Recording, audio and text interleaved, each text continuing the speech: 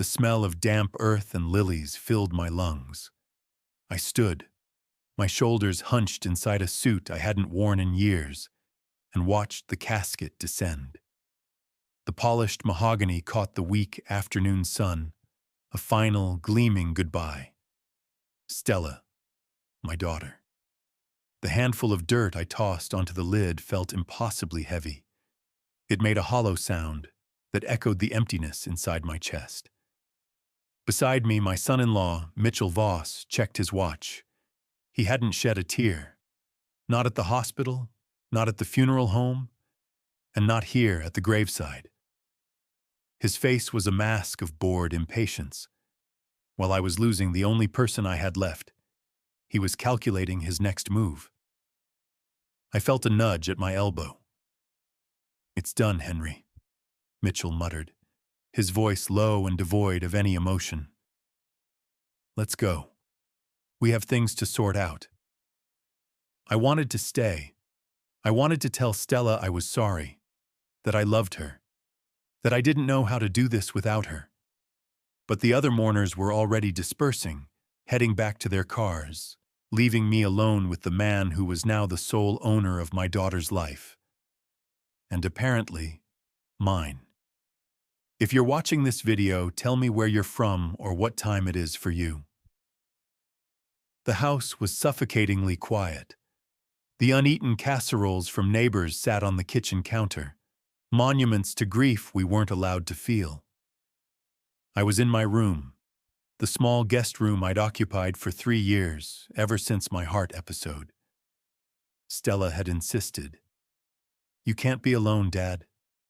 What if something happens?" I was folding my funeral suit when Mitchell appeared in the doorway. He didn't knock. He leaned against the frame, his arms crossed. The mask of the grieving husband was gone. In its place was something cold, something predatory. "We need to get a few things straight, Henry," he said. His voice wasn't sad. It was businesslike. I nodded, my hands still on the jacket. "I know this is hard, Mitchell. We both—" "Save it." He cut me off, pushing himself off the doorframe and stepping into the room. "The free ride is over. Stella's gone. There's no reason for you to be here anymore." The words hit me like a slap. "What? What are you talking about? This is my home." Mitchell let out a short, barking laugh. "This is my house, old man. It was Stella's, and now it's mine. And I don't need a useless old freeloader taking up space and reminding me of, well, anything. Mitchell, I just buried my daughter, your wife. Where am I supposed to go?" My voice cracked. "I honestly don't care," he said, walking over to my small closet and yanking the door open. He pulled my 2 worn suitcases from the floor and threw them onto the bed. "You've been a leech for 3 years, living off us, contributing nothing. Well, the charity case is closed." He pointed to the suitcases. "Pack. I want you out. Tonight." "Tonight?" I stammered, grabbing the bedpost to steady myself. "You can't be serious. It's dark. I have nowhere. Please, just give me until the weekend. A few days to make some calls." "No." His face was red now, his voice rising to a snarl. "I don't want to wake up tomorrow and see your pathetic face. Every second you're in this house makes my skin crawl. You're a burden, Henry. You've always been a burden. Now pack, or I'll have you thrown out." My hands shook so badly I could barely zip the suitcases. I packed what little I owned, a few changes of clothes, my toiletries, the framed photo of Stella and me at her college graduation. I left everything else. I didn't have the strength to argue for it. When I dragged the suitcases into the hall, Mitchell was waiting by the front door, tapping his foot impatiently. He yanked the bags from my grasp, his fingers digging into my arm as he grabbed them. "Finally," he muttered. He strode to the front door, pulled it open, and hurled my suitcases onto the damp lawn. They tumbled open, spilling my clothes onto the wet grass. "Get out," he spat. "Go live with the beggars where you belong." I stood frozen in the doorway, the cool night air hitting my face. "Mitchell, please don't do this. Get out." He shoved me, a hard, two-handed push to my chest that sent me stumbling backward onto the porch. I nearly fell down the steps.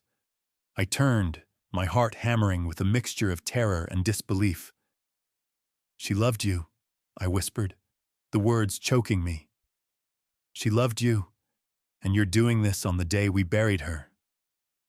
"She's not here to love anyone, is she?" he sneered. "And I don't have to pretend anymore." He slammed the door.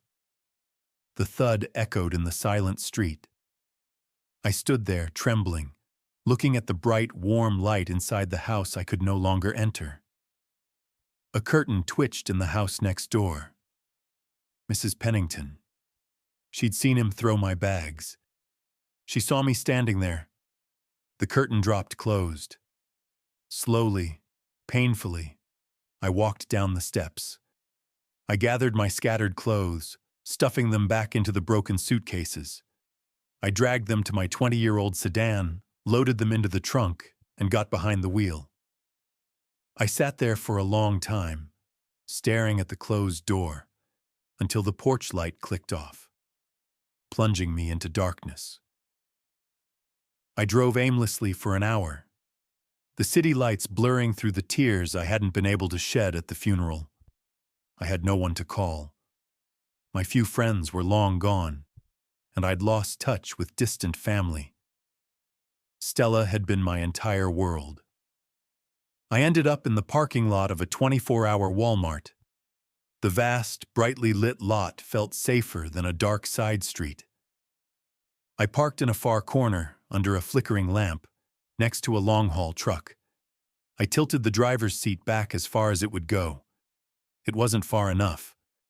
I pulled my funeral suit jacket from the back seat and draped it over myself for warmth. The wool was scratchy and smelled faintly of lilies. Every time I closed my eyes, I saw the casket. I saw Mitchell's sneering face. I saw the curtain in Mrs. Pennington's window. I saw the door slam shut. I didn't sleep. I just shivered, waiting for a morning I didn't want to arrive. 3 weeks? That's how long it took for everything to unravel completely. My car, which had been my bedroom, was towed from a grocery store parking lot where I'd overstayed the customer limit. I didn't have the $400 to get it out of impound. So I walked. I walked until my feet were blistered, carrying the one suitcase I could manage. I sold my watch, the last gift Stella had given me, for $50. That got me a few meals. When that ran out, I found the Redwood shelter. The man at the intake desk didn't look up. Name? Henry Monroe. Got ID? I gave him my driver's license. He typed, Lot 34, lights out at 10, up at 5:30, out by 7, dinner's at 6. You miss it, you don't eat. Don't cause trouble, don't steal. You got it? I got it. Lot 34 was a metal frame cot in a room with 50 other men. The air was thick with the smell of unwashed bodies, disinfectant, and despair. I lay down on the thin, plastic-covered mattress and stared at the ceiling, wondering how this had happened. 3 weeks ago, I was grieving. Now I was just another piece of human refuse. The next day, I found a payphone outside a bodega. I used the last of my change to make the calls I'd been dreading. First, Connor, my old neighbor. The one who used to borrow my tools. The one I'd shared beers with over the fence. Connor, it's Henry. Henry Monroe. A long pause. Henry? Jesus, We heard what happened with Mitchell. Kicking you out like that. Disgraceful. A small spark of hope. Listen, Connor, I'm in a real bad spot. My car's gone. I'm at a shelter. I was just wondering if you knew of any work. Or maybe just for a night or two. Oof, Henry, he cut in, his voice suddenly tight. Bad timing. The wife's sister is in town. Every bed is full. You know how it is. And work? Man, I'm barely hanging on myself. Look, I gotta run. Good luck, pal. Really. The line clicked dead. I tried an old colleague from the warehouse I'd worked at before my heart forced me into early retirement. His wife answered. She told me he was in a meeting and took a message. He never called back.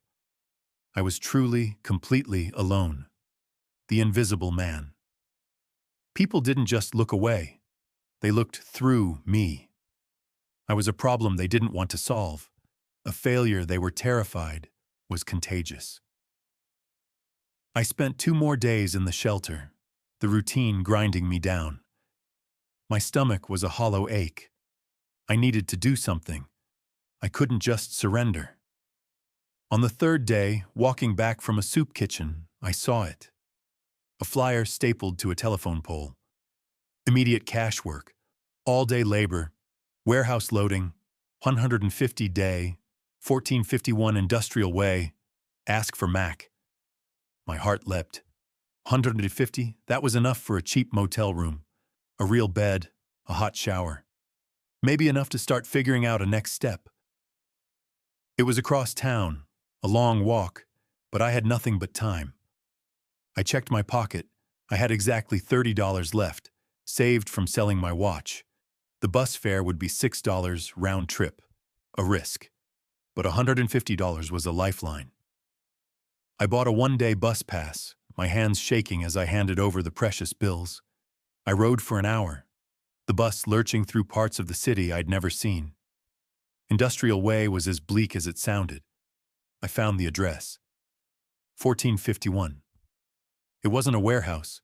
It was a derelict, graffiti-covered building with boarded-up windows and a collapsed roof. A faded, condemned sign was nailed to the plywood door. I stood there, staring. I checked the flyer again. 1451 Industrial Way. It was the right place. There was no Mac. There was no warehouse. There was no work. It was a scam, a sick joke. I don't know how long I stood there. The bus pass was useless now. The next bus wouldn't come for an hour, and I'd already used the ride. I had no money left. Not for another bus. Not for anything. I was miles from the shelter. My only option was to walk. I started walking. The sun beat down. My shoes, already worn, began to rub my heels raw. After an hour, my legs ached. After 2, they were numb. I walked past factories, under overpasses, through neighborhoods where people locked their car doors as I passed. I was no longer just homeless. I was destitute. I had spent my last dollar chasing a ghost. It was almost dusk when I finally reached the city center. I couldn't make it back to the shelter. I was dizzy with hunger and exhaustion. I staggered into a small city park and collapsed onto a wooden bench. This was it. This was the end. I was the useless old man Mitchell had called me. I put my head in my hands, not even having the energy to cry. I was just done. You look like you've had a rougher day than most. The voice was soft, kind. I looked up. An elderly woman with kind eyes and white hair was sitting at the other end of the bench. She was holding a brown paper bag.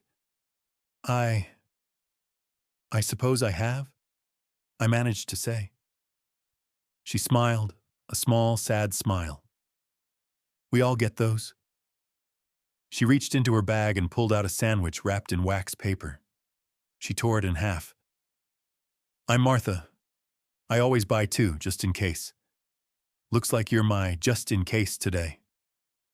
I stared at the sandwich. I can't. I don't have any money. Good, she said, pressing it into my hand. Because it's not for sale. Eat. You look like you're about to fall over. I ate. It was just turkey and cheese, but it was the best food I'd ever tasted. We sat in silence for a minute. I volunteer over at St. Mark's Church, just 2 blocks that way, she said, pointing. We have a hot meal program every night, and Father Thomas is always looking for help. Cleaning, setting up. It's not much, but it's something. When I finished the sandwich, I felt a tiny, fragile spark of something that wasn't despair. Thank you, Martha, I said, my voice thick. Don't thank me, dear, she said, patting my arm. Just be there tomorrow. St. Mark's, 7 a.m. Ask for Father Thomas. Tell him Martha sent you. She stood up, gathered her bag, and walked away. I slept on the bench that night, but it felt different. I had a place to be. At 7 a.m., I walked into St. Mark's. It was a small, old brick church with a soup kitchen running in the basement. Father Thomas was a tall, thin man with a weary face and a surprisingly strong handshake. Martha sent you? Good. She's got a good eye. Can you sweep? Mop? Good. The pantry needs organizing. We pay in food, and we can offer you a spot in the parish shelter upstairs if you work. It's small, just 10 cots, but it's clean, and it's safe. For the first time in a month, I had a purpose. I mopped floors. I sorted cans of green beans. I set up tables for the evening meal. I scrubbed pots until my hands were raw. At night, I slept on a clean cot in a quiet room, away from the chaos of the redwood shelter. I had a routine. I was still homeless, but I wasn't just surviving anymore. I was working. I was earning my keep. I'd been at St. Mark's for a week when I met Paul. He was a handyman who did odd jobs around the neighborhood and volunteered at the church for lunch. He was rough-edged, but he had a talkative, honest streak. We were sorting a new donation of canned goods when he recognized my name from the volunteer sheet. Henry Monroe? He said, squinting at me.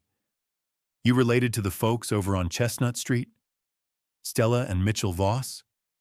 My heart clenched. Stella was my daughter. Paul put down the box of corn. Ah, hell. I'm sorry, man. I heard she passed. That's awful. That husband of hers, though, he's a piece of work. You know Mitchell? Know him? I did a job for their neighbor last week. Saw the whole thing. He had a huge dumpster delivered the day after. Well, you know. He was just tossing everything. Looked like all of your daughter's stuff. I froze. What? What kind of stuff? Everything, man, Paul said, shaking his head. Clothes, books. I saw him toss a bunch of photo albums, old pictures. Even saw some art. Looked like kids' drawings in frames. Just chucking it all, like it was garbage. Seemed in a real hurry to erase her. I had to grip the shelf, the drawings, Stella's kindergarten paintings I had saved for 30 years, the albums, my whole life with her, thrown in a dumpster. And that's not the half of it, Paul continued, lowering his voice. He's already got some new woman there. Saw her myself. Pulls up in a red sports car. Flashy blonde. They were laughing on the porch. Laughing. He'd erased my daughter. And he was laughing. A cold, hard knot formed in my stomach. It was a feeling I hadn't had before. It wasn't just grief. It was rage. A few days later, Martha found me sweeping the church steps. She was visibly agitated, her usual calm demeanor gone. Henry, I need to talk to you. It's important. I leaned the broom against the railing. What is it, Martha? Is something wrong? My grandson, she said, catching her breath. He's a paralegal. Works at a big downtown firm, Marshall and Advisory. He overheard something he thought I should know, given what you told me about your situation. My stomach tightened. What did he overhear? He was prepping a conference room for a new client meeting. The client showed up early, already on the phone, and he was panicked. My grandson heard the name, Mitchell Voss. The name hit me like a physical blow. Mitchell? At a law firm? Yes. And Henry, this is the strange part. She leaned closer. My grandson heard him yelling into the phone before the lawyers came in. He was yelling about inheritance laws. He kept saying, there must be a way to contest biological parentage. What on earth would that mean? I had no idea. Contest biological parentage? Stella, we never had. There are no children. I know. It's bizarre. But he was desperate. My grandson said he looked like he hadn't slept in a week and was demanding to see a senior partner immediately. He mentioned needing to find hidden assets. My mind was spinning. Mitchell was at a high-priced law firm, trying to challenge biology, looking for money. It made no sense. But combined with the dumpster and the new woman, it painted a picture of a man in a frantic hurry. A man scrambling for something. The puzzle pieces started to click into place a week later. Paul found me in the pantry, his eyes wide. Henry, you are not going to believe this, he said, pulling me aside. I was fixing a gutter at Mrs. Pennington's house today. You know, your old neighbor. I remember her, I said flatly, thinking of the closed curtain. Well, I had a perfect view of Mitchell's house, and the whole street was a circus. Official cars, man, not cops, suits. One car was from the county assessor's office. Another was from some fancy law firm. Marshall and Advisory, I think the logo said. My blood ran cold. The same firm. Yeah, but that wasn't the weird part. This black sedan pulls up, and a woman in a real sharp suit gets out. She's carrying one of those expensive briefcases. She walks right up to the door, and Mitchell answers. She hands him a big, thick manila envelope. Paul paused for dramatic effect. Henry, I swear. I watched him open it.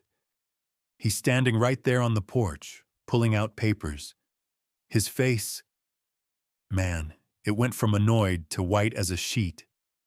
Like he'd seen a ghost. His hands were shaken so bad he dropped half the papers on the porch. What was in it? I couldn't see. But he started screaming at the woman. This is impossible. It's a mistake. And she just stands there, real calm, and says something like, the documentation is verified. Then she just turned, got in her car, and drove off. So what did he do? I asked, my heart pounding. He just stood there for a minute, then ran inside, Paul said. A few minutes later, I hear him on the phone, screaming. He's on his porch, pacing back and forth, so I could hear bits and pieces. Paul leaned in, his voice dropping. He kept shouting, I have to find him. It changes everything. And I made a terrible mistake. Paul looked me right in the eye. And then, Henry, I heard him say your name, clear as day. He was yelling, I don't care what it costs. You find Henry Monroe. It's urgent. He sounded desperate, man, not just angry, scared. I sat down on a stack of canned peas. Mitchell, the man who'd thrown me out like garbage, the man who'd told me to go die with the beggars, was now desperately searching for me. The rumors, the lawyers, the biological parentage, the envelope. It was all connected, and somehow I was at the center of it. I didn't have to wonder for long. The next morning, I was wiping down tables in the soup kitchen when Father Thomas called me to his office. Henry, there's a phone call for you. She says it's extremely important. I picked up the receiver, my hand clammy. This is Henry Monroe. Mr. Monroe, my name is Alicia Stone. I'm a senior partner at Marshall and Advisory. Her voice was crisp, professional, and held an undeniable note of authority. I apologize for tracking you down here, but we have been attempting to locate you on a matter of profound urgency. I think you have me mistaken. I don't have any. You are Henry Monroe, correct? Father of Stella Voss, née Monroe? Yes, but, Mr. Monroe, this concerns your family, specifically your lineage. I am aware of your current living situation. I am also aware that your son-in-law, Mitchell Voss, has been in contact with our firm. He was there? He was. But he is not my client, Mr. Monroe. You are. Or rather, the man you are supposed to be is. This is not a conversation for the phone. I am sending a car to your location immediately. It will be there in 10 minutes. Please be outside. The line clicked dead. A black town car, the kind I'd only ever seen in movies, pulled up to St. Mark's exactly 10 minutes later. The driver opened the back door for me. I was still in my janitor's work shirt. I got in. The offices of Marshall and Advisory were on the 50th floor, all glass and steel, overlooking the entire city. Alicia Stone was a woman in her 40s with sharp, intelligent eyes. She didn't look sympathetic. She looked focused. Mr. Monroe, please sit. Can I offer you coffee? Water? No, thank you. Miss Stone, what is this? Am I in some kind of trouble? She gave a small, grim smile. On the contrary, you are in a position of significant opportunity. Mr. Monroe, what I'm about to tell you will be a shock. Please bear with me. Your name is not Henry Monroe. I just stared at her. I think I'd know my own name. You were born Henry Worthington, Jr., she said, sliding a document across the polished table. It was a birth certificate. My birth certificate. With a name I'd never seen. I don't understand. My father was... He died when I was a child. Your father, she said, sliding over another file, this one thick with financial reports, was Henry Worthington Sr., founder and CEO of Worthington Industrial Holdings. He did not die when you were a child. He died in 1998, a very, very wealthy man, and he never stopped looking for you. The room tilted. Worthington Industrial. I've seen that name on buildings. It's a multi-billion-dollar global corporation, Alicia said calmly. After a bitter divorce, your mother took you, changed both your names to her maiden name, Monroe, and vanished. She told you your father was dead. He spent the rest of his life and a considerable fortune trying to find his lost son. I couldn't speak. My entire life. My name. It was all a lie. But, Mitchell, I finally managed. How did he... Alicia's face hardened. That's where this gets complicated. Mr. Voss, it appears, is in significant financial trouble. Gambling debts primarily. We're talking high six figures. He's being threatened by very dangerous people. She continued. In a desperate attempt to find any assets he could access through his marriage to your daughter, he hired a genealogical firm, Horizon Genealogical Services, to dig into your family. He was hoping to find some small, forgotten inheritance from a distant relative. Instead, I whispered, the horror dawning on me, he found this. He found you, she corrected. He found Henry Worthington, Jr., the sole heir to one of the largest private fortunes in the country. The envelope he received was the final report from Horizon, confirming your identity with a DNA marker they matched to the Worthington family database, a database established by your father for the sole purpose of one day finding you.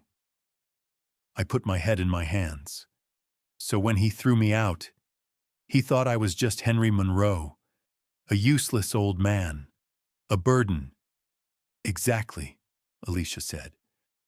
He threw away by his own hand the one man who could have saved him from financial ruin. He discarded the goose that laid the golden egg, moments before he realized what it was. My God, I said. Stella, she never knew. She lived her whole life, she got sick, and she never knew. She didn't, Alicia said, her voice softening for the first time. And that is a tragedy. But there is one more thing. Your father was a brilliant man, and a cautious one. He suspected your mother might have poisoned you against him. She slid one last document over, a page from the will. She pointed to a single paragraph. He included a mistreatment clause in his will, she explained. It explicitly states that any family member, including spouses of his descendants, who is found to have knowingly and willfully mistreated you or acted against your welfare, is permanently and irrevocably barred from any and all access to the Worthington estate. I looked at her, the words swimming. What does that mean? It means, Alicia said, a sharp, cold smile touching her lips, that even if you wanted to help Mitchell Voss, you legally cannot. By throwing you onto the street, he didn't just commit a moral crime. He signed his own financial death warrant. The next few days were a blur. I was moved from St. Mark's to a luxurious suite at the Grand Metropolitan Hotel. I was given new clothes, a haircut, and a team of bankers. I was Henry Worthington Jr., but I still felt like Henry Monroe. In the midst of the legal whirlwind, I remembered something, a small tin box. It was in my locker back at the Redwood shelter. I'd left it there when I moved to St. Mark's. It held the last traces of my old life, my Monroe birth certificate, a few photos of Stella as a baby, her first lock of hair. It was worthless to anyone but me. I had to get it. I need to go back, I told Alicia. Henry, that's not safe. We know Mitchell is staking out the shelters. I don't care. I'm not leaving it there. She relented, sending me in the back of the town car, but I insisted on going in alone.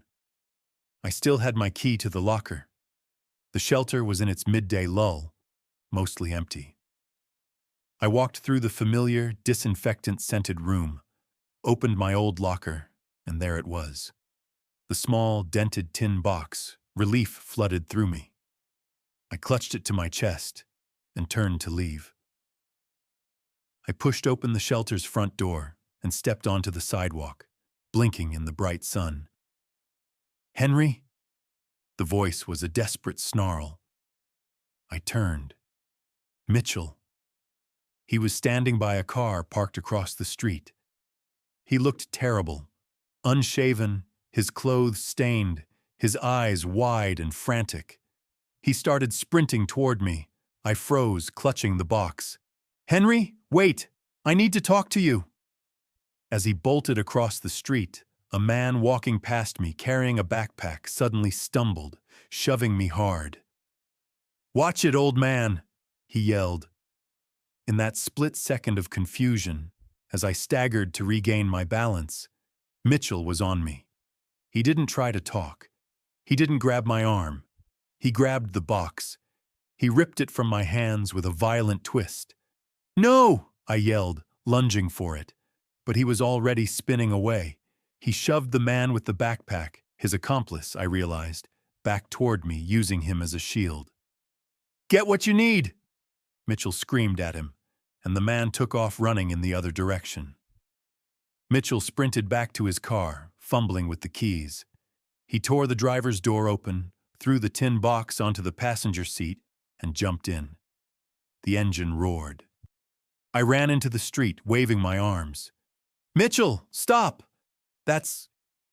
He didn't even look. He slammed the car into gear and peeled out, tires smoking, running a red light as he disappeared around the corner. He was gone, and he had my box. He had my entire past. I returned to Alicia's office, defeated. He has it. He has the box. He took everything. Alicia was on the phone. She held up a hand, her expression grim. Yes, I see. He created a diversion, and he has the package, thank you. She hung up. That was my security detail. They saw the whole thing but couldn't intervene in time. Mitchell thinks he's just stolen your leverage, Henry. He thinks he has your identity papers, your proof. He does, I said, sinking into a chair. My birth certificate, Stella's photos, it's all he has. Alicia leaned across the desk. Henry, listen to me. He stole some papers. He stole some photographs. He stole tin. He didn't steal your blood. I looked up. Your father's estate has been matching DNA against a private database for 20 years. When Horizon found you, they got a DNA sample from a coffee cup you left at the library. We expedited the comparison. The results came in an hour ago. You are a 99.99% match to Henry Worthington Sr. She smiled, that cold, sharp smile again. He stole your past, Henry. He can't steal your bloodline. He thinks he's holding the winning hand. In reality, he just stole a box of sentimental and legally irrelevant items. His theft changes nothing. A weight I didn't even know I was carrying lifted. He hadn't won. He'd just shown his desperation. Mitchell's theft of the box only accelerated his panic. When he opened it and found nothing but an old, useless birth certificate and baby photos, he must have realized he'd stolen the wrong thing. The reports of his desperation grew more frantic. Martha called me at the hotel. Henry, it's getting ugly. He was at the St. Mark's soup kitchen last night. He was flashing $100 bills, waving them in men's faces, demanding to know where the old man was. He was frantic, yelling that he was family. Then Father Thomas called. He confronted me after evening service, Henry. He was aggressive. He accused me of hiding you. He said you were in grave danger, and that if anything happened to you, it would be my fault. He's spinning a narrative that he's your savior. The final, most chilling report came from Alicia. He's been calling our firm, nonstop. My receptionist has had to block his number. He's not just asking for you. He's asking about you. He's trying to position himself as your concerned caretaker. He actually asked one of my junior partners what the legal process was for having a long-lost relative declared mentally incompetent. I felt sick. He wants to lock me away. He wants to have me declared senile so he can get control of the money. That's his play, Alicia confirmed. He thinks you're a frail old man he can manipulate. He still doesn't understand who you are. I had to see it for myself. Against Alicia's advice, I put on my old clothes from St. Mark's. I took a cab to the block outside the Redwood shelter.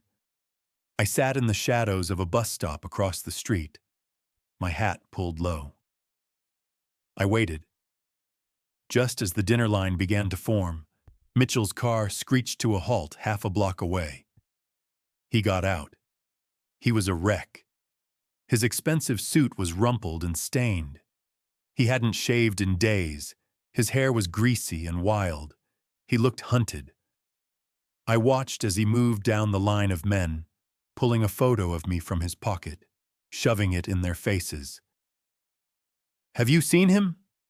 Henry Monroe. He's my father-in-law. He's sick. He's confused. There's a reward. Most men just shook their heads, annoyed. A few took his money and pointed in vague directions. He was getting more agitated, his movements jerky. His phone rang. He snatched it from his pocket. He turned away, but I could hear his voice, high and strained, cracking with terror. I'm telling you, I'm trying, he screamed into the phone. I don't have it yet. The old man is gone. I can't find him. A pause. He listened, his whole body shaking. No, no, please, he whimpered. I know the deadline is tomorrow. I know what you said you'd do. Just give me 24 hours. Please, I can get the money, I promise. He hung up and leaned against a light post, sliding down until he was sitting on the curb, his head in his hands. He was sobbing. I felt nothing. No pity, no sympathy. Just a cold, hard finality. He had made this. Every last bit of it. It was time to end it. I arranged the meeting for the next morning, 10 a.m. at the offices of Marshall and Advisory. Alicia's team called Mitchell, telling him they had significant information regarding the whereabouts and status of Henry Monroe, and that he should attend a meeting to discuss his role as next of kin. That was the bait. Next of kin. He'd be there. I arrived at 9:30. I was dressed in a dark, perfectly tailored charcoal suit. My shoes were shined, my hair was trimmed. I was Henry Worthington, Jr. I sat in the lobby, reading a financial paper, when he burst through the glass doors at 9:58. He looked even worse than the night before. His eyes were bloodshot, his hands were trembling, and he reeked of stale sweat. Mitchell Voss, he gasped at the receptionist. I'm here to see about Henry Monroe. Mr. Voss, please wait one moment. He paced the lobby, running his hands through his hair, muttering to himself. He didn't even see me. I was just another man in a suit, hidden behind a newspaper. Mr. Voss? Alicia's assistant called. Ms. Stone will see you in conference room B. He hurried after her. I folded my paper, stood up, and followed them down the hall. The assistant opened the door to the conference room. Mitchell rushed in, clearly expecting to see a team of lawyers. Instead, he saw me. I was standing at the far end of the long, polished table, my hands clasped behind my back, looking out the window at the city. He stopped so fast he nearly tripped. Henry? His voice was a dry croak. His face cycled through a series of emotions so fast it was almost comical. First, utter confusion. Then, shock. Then, a dawning, sickening terror as he took in the suit, the room, my calm, and then, the mask. A grotesque, false relief flooded his features. Henry! Oh, thank God! Thank God! He lurched forward, his arms outstretched. I've been worried sick. I've been looking everywhere for you. Are you okay? Did they find you? I was so scared. I held up one hand. Sit down, Mitchell. My voice was quiet. It wasn't a request. It was a command. The authority in it stopped him cold. The false smile evaporated. He fumbled for a chair and collapsed into it. Hello, Mitchell, I said, walking slowly around the table to sit directly opposite him. I understand you've been looking for me. You even tried to have me declared confused. The color drained from his face. That's not true. I was worried. You were on the streets. I told them you were sick. I was trying to get you help. You were trying to get me committed, I stated calmly. You were trying to have me declared incompetent so you could get your hands on my money. The money you found out about when you hired Horizon Genealogical. No, I hired them to find family. For you. You hired them, I said, leaning forward. Because you owe $600,000 in gambling debts to some very unpleasant people who are threatening to, and I quote, break more than your legs if you don't pay them by today. He stopped breathing. He knew. I knew everything. You thought I was a burden, I continued, my voice level, cold, a useless old man. So you threw me out. You threw my daughter's memories in a dumpster. You replaced her with a new woman. And when you found out the burden was actually worth billions, you scrambled to find me, to control me, to lock me away. I, he had no words. He just stared, his mouth open. You even stole a tin box from me, I added, thinking it was leverage. How did that work out for you? Was my Monroe birth certificate helpful? That broke him. He slumped forward, his facade shattering into a million pieces. He put his head on the table and began to sob. Deep, racking, pathetic sobs. Please, he choked out, the tears streaming down his face.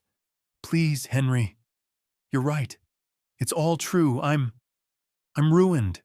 They're going to kill me. Today. The deadline is today at 5.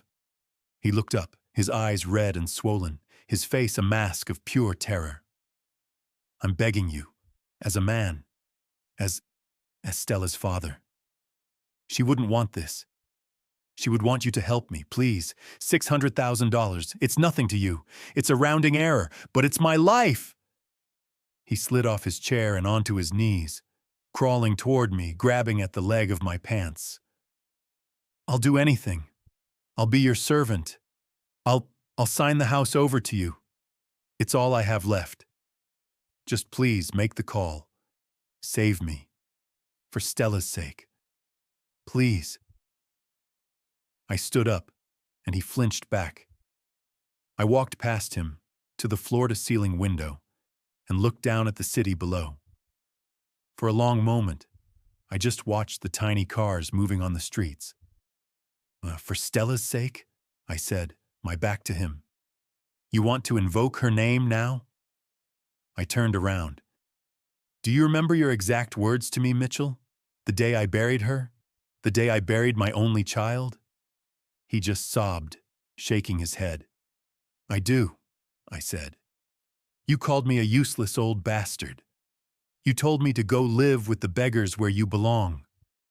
You screamed at me that I was a leech and that every second you had to look at my face made your skin crawl. And then you slammed the door. I didn't mean it, he shrieked. I was grieving. I was in pain. I was desperate. You were honest, I corrected him. You were honest for the first time in your life. You showed me exactly who you are when you think there are no consequences. He was on the floor, a whimpering, broken mess. Please, Henry, I'll do anything. I'll give you everything. Just help me. The answer is no. He looked up, his eyes widening in disbelief. What? But you can't. You can't just let them. I'm family. You are not family, I said. You forfeited that right on my front lawn. But more importantly, even if I wanted to, I can't. I walked to the door and paused, my hand on the handle. My father, Henry Worthington Sr., was a very smart man. He put a clause in his will, a mistreatment clause. It permanently bars any family member or spouse of a family member who willfully harmed me from ever receiving a single penny from the estate. I looked down at the pathetic man crumpled on the expensive carpet. I legally cannot help you, Mitchell. By throwing me out, you didn't just lose a potential savior. You guaranteed you could never be saved. Goodbye. I opened the door and walked out, leaving him howling in the conference room. 6 months later, I stood on the balcony of my new home.